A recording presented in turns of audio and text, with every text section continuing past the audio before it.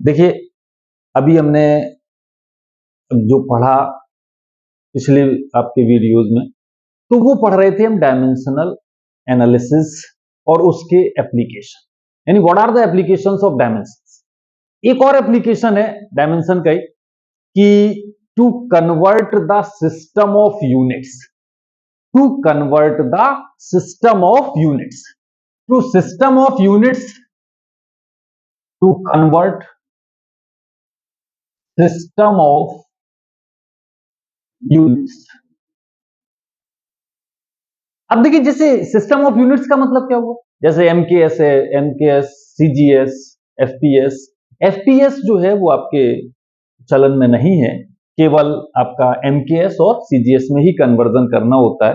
तो एमकेएस को सीजीएस में कैसे कन्वर्ट करेंगे या सीजीएस से एमकेएस में कैसे कन्वर्ट करेंगे, तो वैसे तो इसके लिए एक फॉर्मूला हुआ करता है कि N2 is equal to N1 M1 upon M2 to the power A, L1 upon L2 to the power B और T1 upon T2 to the power C।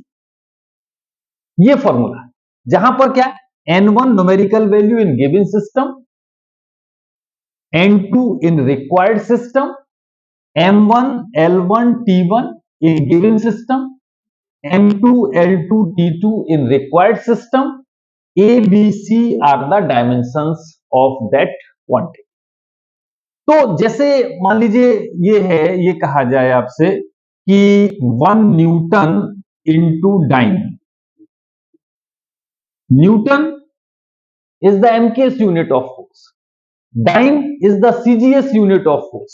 अगर ये हम कहें कि 10 न्यूटन को डाइन में कन्वर्ट करें, कन्वर्ट 10 न्यूटन इंटू डाइन, तो अब देखिए इसमें क्या डायमेंशन अगर हम देखें तो डायमेंशनल फॉर्मूला फोर्स का क्या होता है, M L T minus two, M L T minus to.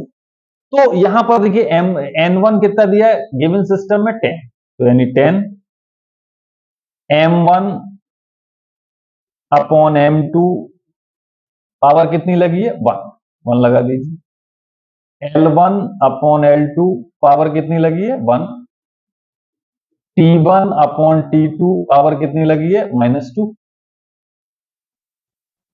ठीक, अभी हमने बताया M1 L1 T1 इन गिवन सिस्टम, गिवन सिस्टम क्या है आपका एमकेएस, एमकेएस में मास क्या होता है किलोग्राम, लेंथ क्या होती है मीटर, और टाइम सेकंड। इन पर पावर 1 है, कोई मतलब ही नहीं, यहां पावर 2 है। रिक्वायर्ड सिस्टम क्या है आपका डाइन में निकालना सीजीएस, सीजीएस में क्या होता है mass in gram, length in centimetre, time in second.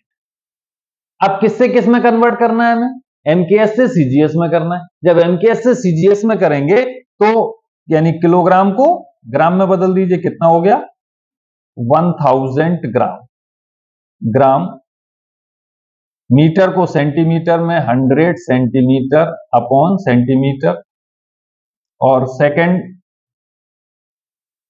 -2।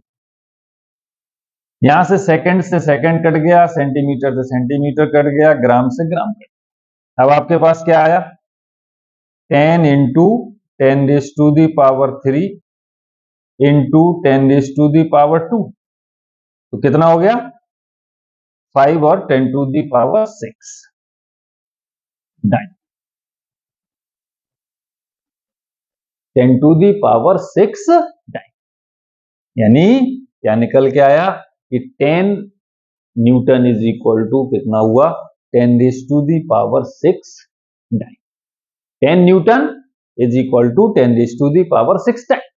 अब देखिए एक और तरीका, एक तो ये बात हो गई ये डायमेंशन का ये एप्लीकेशन करके, और देखिए अगर आप सीधा इसको करना चाहें तो फोर्स की यूनिट क्या होती किलोग्राम मीटर पर सेकंड स्क्वायर, यही तो होती।